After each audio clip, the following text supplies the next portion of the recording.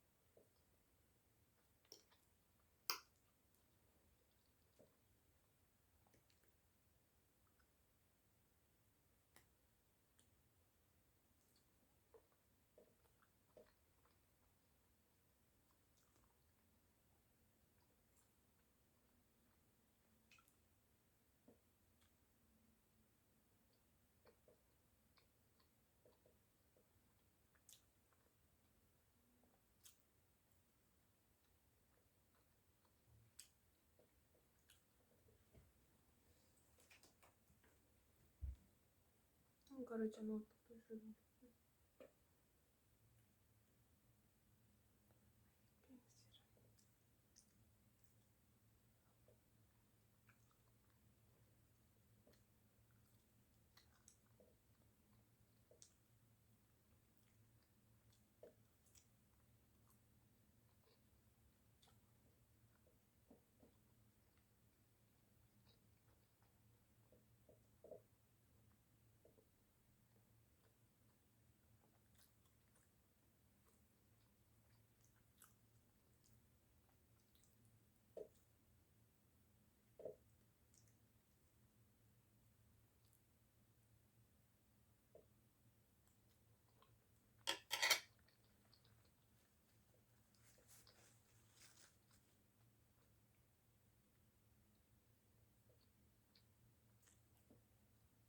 Бізде қазір онлайн болады сабақ.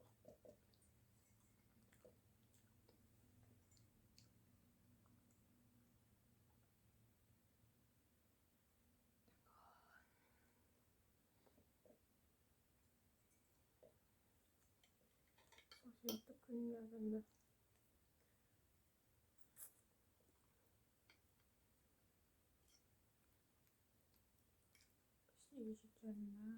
Жетерін 8:30 отырамыз. Ол 8:30 өзіне қадыртамаймыз.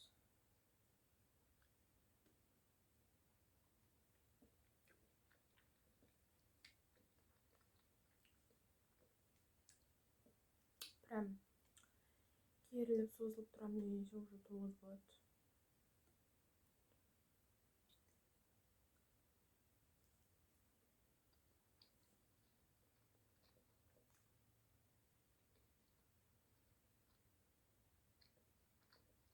Кеше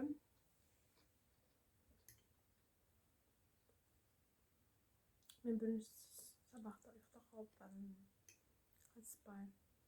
Вроде будильникті қойдым.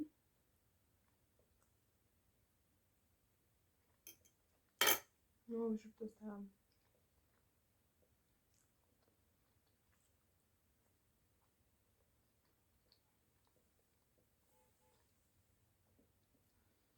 Сөйтсем, бәрібір де 9:30 тұрдым. Екінші сабаққа қатыстым. Сөйтіп кеткенде оның өзіне жуынбай.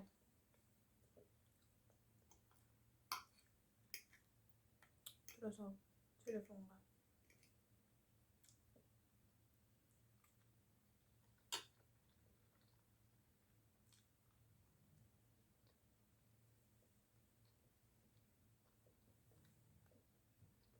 Негізі онлайн оқығаннан бәрі оқыған жақсы. Үйде жатсаң, сабақ оқушы менде желание вообще болмайды. Жата бергім келе береді. Ал барып оқысаң, сұрап қалады деп оқисың да.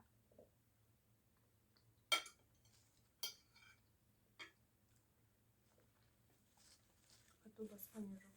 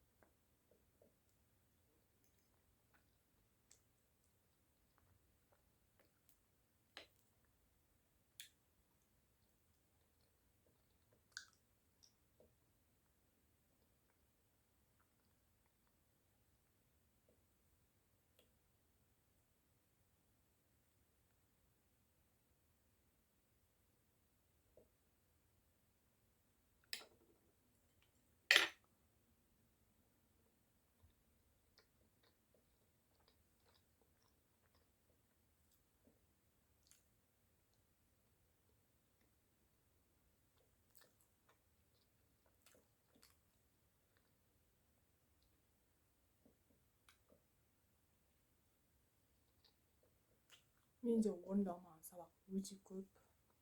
Қазір отырып орындау керек. Уже сабақта толып қалған.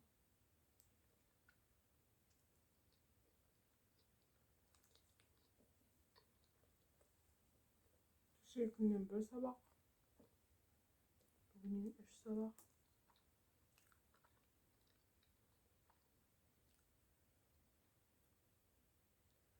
Негізі қазір көбісі лекция болады.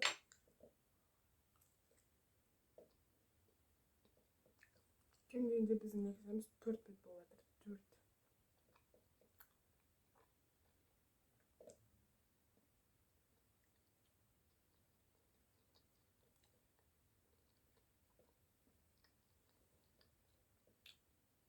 Басқа пәндерде мен 2,5 бет жазған қонатын.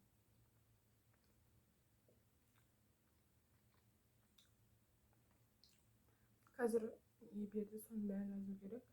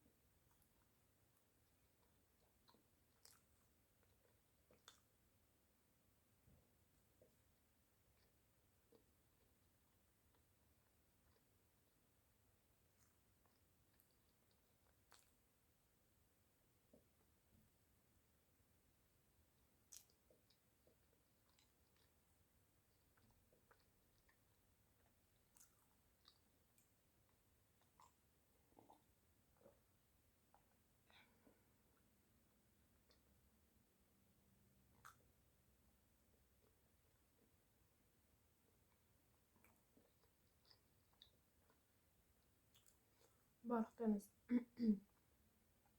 шашым неге жай болсын деп қоятындарыңызды білемін. Жаңа ғана шашымды жудым.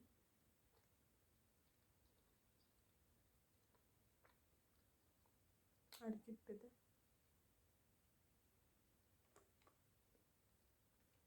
Маған бәрібір ұнайды шаш жайған.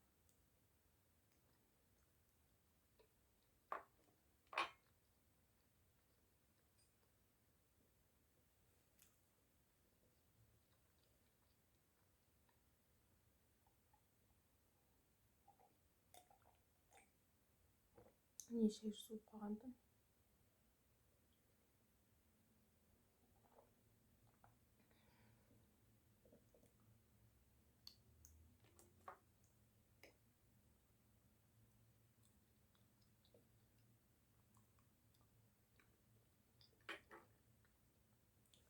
Менде ондай қатты жаңалықтар жоқ. Әсіресе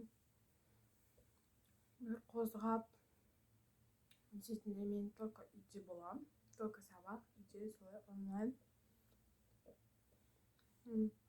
Алдында бір рет мен жұмыс істеуге бардым, но бірақ жұмыс оңай емес екенін білдім. Қалай оңай емес дегенде, әр адамға звондатыспай өзіміздің товарымызды реклама етеміз, соны бірде бар, бірде жоқ дегенде ақша ондайлардан. Мен сол үшін 18-де тезірек күтіп жүремін. Тезірек тұрақты жұмысқа кіріп, солай ұнайды.